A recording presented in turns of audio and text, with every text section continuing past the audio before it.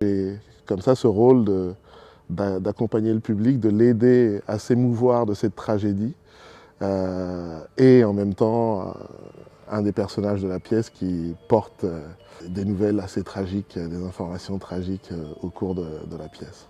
Donc j'ai beaucoup flippé au départ parce qu'il fallait amener mes pauvres petits mots à côté de ceux de Racine, et Muriel m'a énormément aidé dans cette tâche-là, et donc c'est assez jouissif. J'ai ce double rôle qui me plaît beaucoup.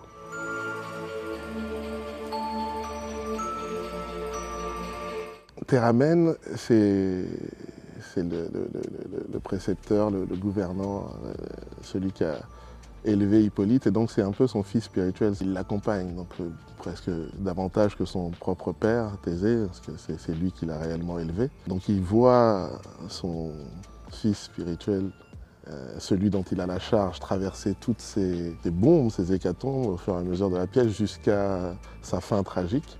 Et je pense que c'est l'un des personnages de cette pièce qui est le plus affecté, mais qui porte une douleur presque pas légitime. Officieusement, c'est quelque chose qui l'écrase, mais qu'il doit porter avec dignité parce qu'il n'a pas la légitimité d'être le vrai père de ce garçon qu'il adore. C'est quelque chose qui me touche particulièrement parce que j'ai eu dans mon parcours perso à accompagner des gens que j'ai considérés être mes enfants, qui ne l'étaient pas vraiment. Et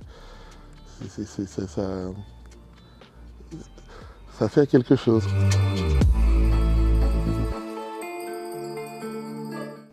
Même si on dit que l'alexandrin, c'est le rythme naturel, le moteur interne de la langue française, c'est vrai qu'on des fois on parle en alexandrin sans s'en rendre compte, mais ça peut être vite indigeste de rentrer dans une pièce sans y être préparé quand on n'en a pas l'habitude. Donc le poème de départ aide aussi à accompagner les gens à éprouver cette langue et à en tirer toute la musique et le sens.